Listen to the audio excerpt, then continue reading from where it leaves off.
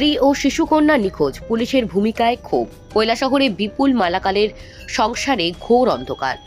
সংসারে সচ্ছলতা ফেরাতে সুদূর ব্যাঙ্গালোরে কাজে গিয়েছিলেন কৈলাসহর চণ্ডীপুর ব্লকের সমরুরপাড় গ্রাম পঞ্চায়েতের ৬ নং ওয়ার্ডের বাসিন্দা বিপুল মালাকার। কিন্তু সেই যাওয়াই যেন কাল হলো তার সাজানো সংসারের জন্য।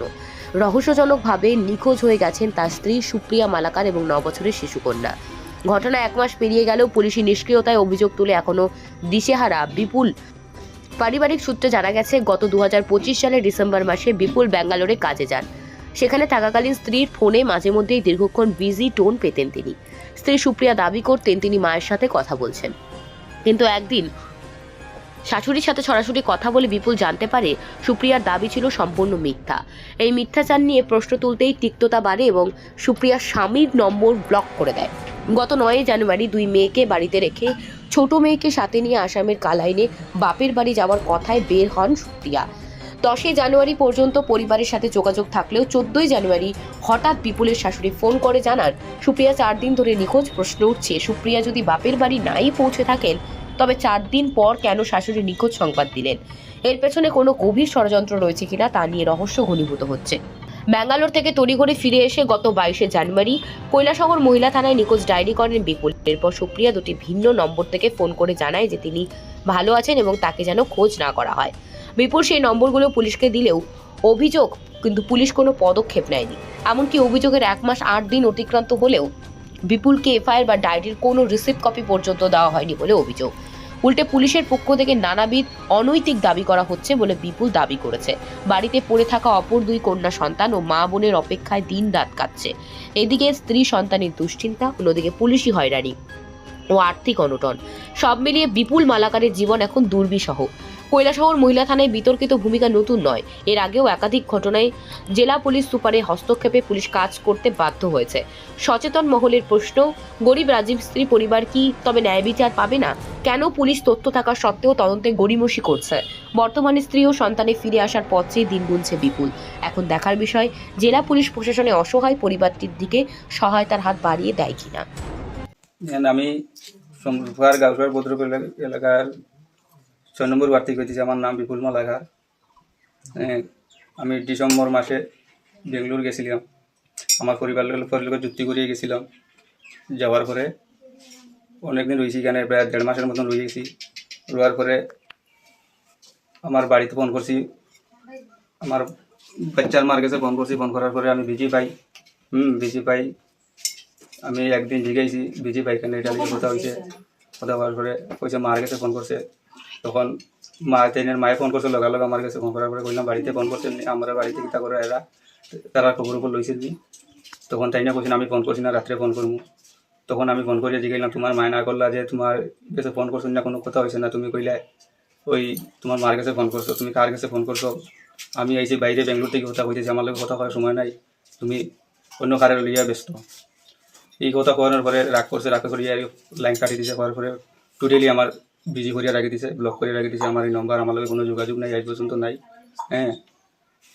তো অন্যদিন যাবো যোগাযোগ নাই। তো হঠাৎ একদিন এই গত পৌষ সংক্রান্তির আগে ২ দিন আগে কইয়া গেছে বাড়িতে। আমার বাচ্চারারও 2টা মাইয়া তুইয়া গেছে, তারারও কইয়া গেছে তারা দাদুর বাড়ি যেতে আছে। প্লাস আমার মা বাবা আছে বাড়িতে, তারারও কইছে তার বাবার বাড়ি যেতে আছে। যাওয়ার পরে গড়তেই বাইরিয়া গেছে। এর আগে 1-2 বার গেছে তাই বাবার বাড়ি একলা। আমার ছোটো একটা মাইয়া আছে লোকে, তারা এটাকে লইয়া গেছে। 1-2 বার গেছে, তাইতে আমরা কোনো সন্দেহ নাই। এবারও যাইতে দিছি। যাওয়ার পরে এখানে গিয়া কথা কইছে, আমার মাইয়ান্টির লোকের কথা কইছে, কি দেখাইছে আসল বিষয়, তারা দাদুর বাড়ির লোক কেমন আছে, আমরা বাড়িতে রাখি কেমন আছে। আমার মাইয়ান্টির লোকের কথা হয়েছে। পরের দিন থেকে কইতে আছে তার মা বাবা তারা এখানে গেছে না। ওই সেদিন থেকে আমার চাপ দিতে আছে তারার মাইয়ারে। এই 2-3 দিন থেকে মিলছে না, আমি বাইর করে দিলাম, আমার চাপ দিছে। তখনকার সময় আমি বেঙ্গলোরই আসলাম। তখন আমি এখান থেকে আইতে সপ্তাহ দিন সময় লাগছে। বাড়িতে আইছি, কাইয়া মহিলা থানাত এন্ট্রি দিছি। এন্ট্রি দেওয়ার পরে মহিলা